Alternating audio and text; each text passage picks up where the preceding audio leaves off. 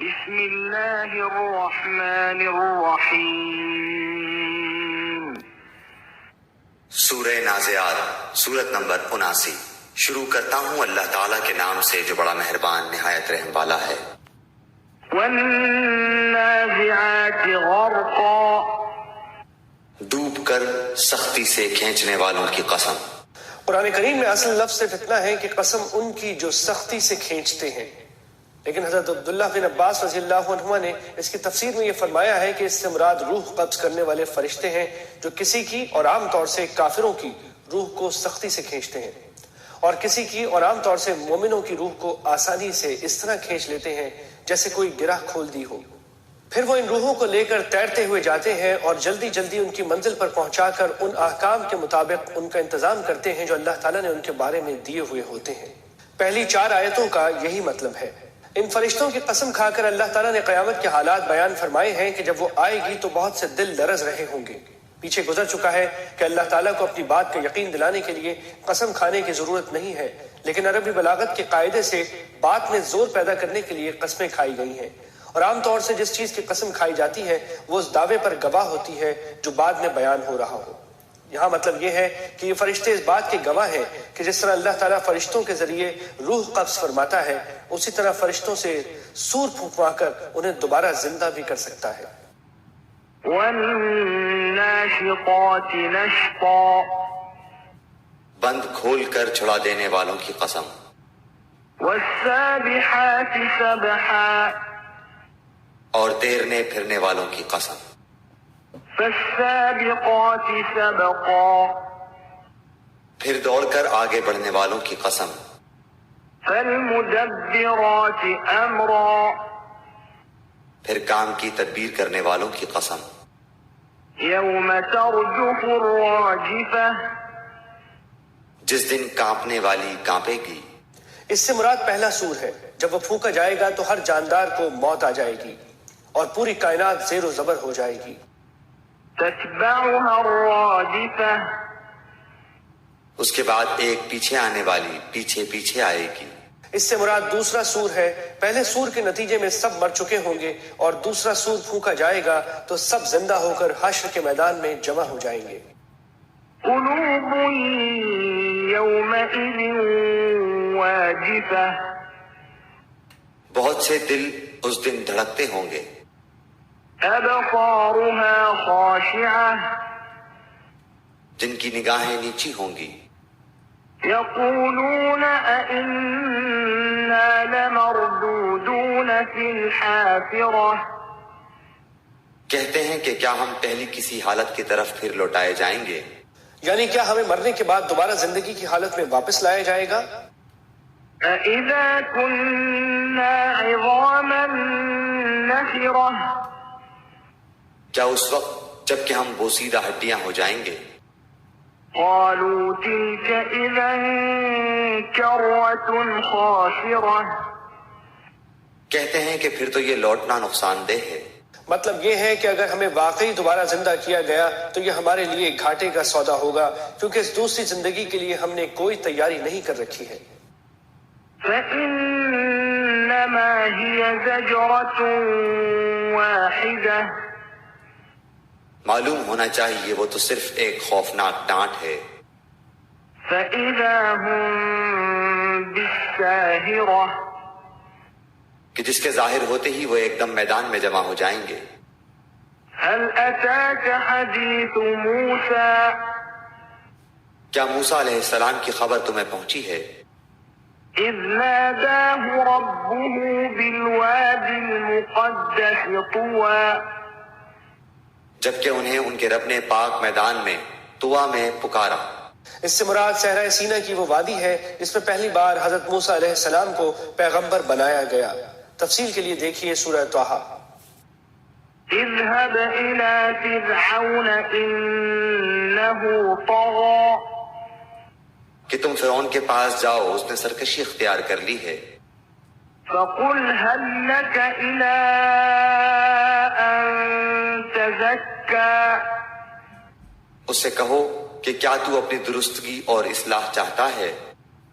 وأهديك إلى ربك فتخشى، اور یہ کہ میں تجھے تیرے رب کی راہ دکھاؤں تاکہ تو اس سے ڈرنے لگے۔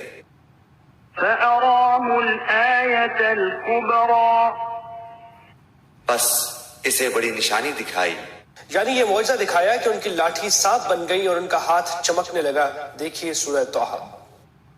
فكذب وعصى تو اس نے جھٹلا دیا اور نافرمانی کی، ثم أدبر يسعى پھر پلٹا دوڑ دھوپ کرتے ہوئے، فحشر فنادى پھر سب کو جمع کر کے پکارا، فقال أنا ربكم الأعلى تم سب کا رب میں ہی ہوں۔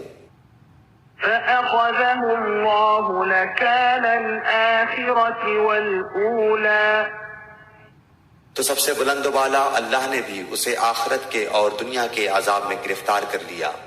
دنیا کا عذاب یہ کہ اسے اور اس کے لشکر کو غرق کر دیا گیا۔ تفصیل کے لیے دیکھیے سورہ شورى۔ اور آخرت میں دوزخ کا عذاب ہوگا۔ إن في ذلك لعبرة لمن يخشى بے شک اس میں اس شخص کے لیے عبرت ہے جو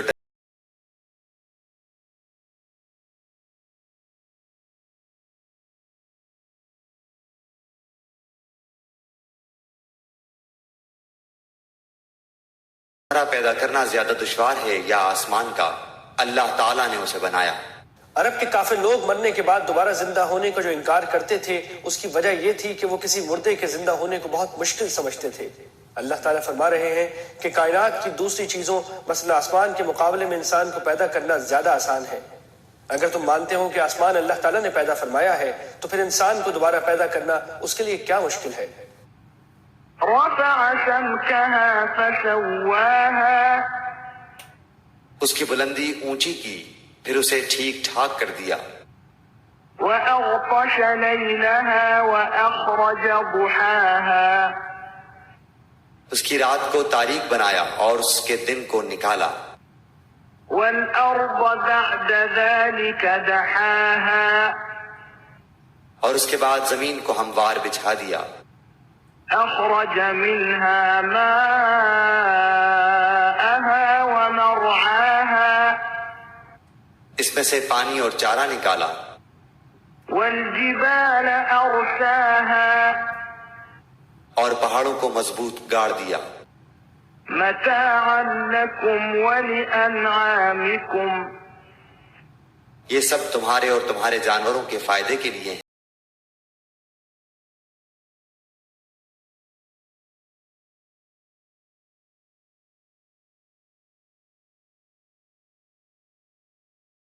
بس جب وہ بڑی آفت قیامت آ جائے گی، يوم يتذكر الإنسان ما سعى جس دن کے انسان اپنے کیے ہوئے کاموں کو یاد کرے گا، وبرزت الجحيم لمن يرى اور ہر دیکھنے والے کے سامنے جہنم ظاہر کی جائے گی۔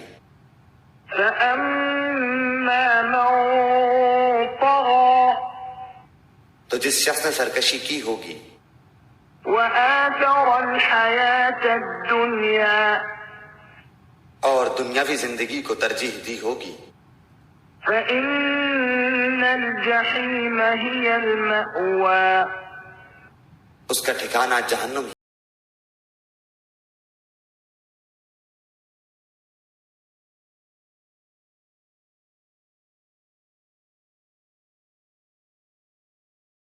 ہاں جو شخص اپنے رب کے سامنے کھڑے ہونے سے ڈرتا رہا ہوگا اور اپنے نفس کو خواہش سے روکا ہوگا، فإن الجنة هي المأوى تو اس کا ٹھکانہ جنت ہی ہے۔ يسألونك عن الساعة أيان مرساها لوگ آپ سے قیامت کے واقع ہونے کا وقت دریافت کرتے ہیں، فيم أنت من ذكراها آپ کو اس کے بیان کرنے سے کیا تعلق؟ إلى ربك منتهاها اس کے علم کی انتہا تو اللہ کی جانب ہے۔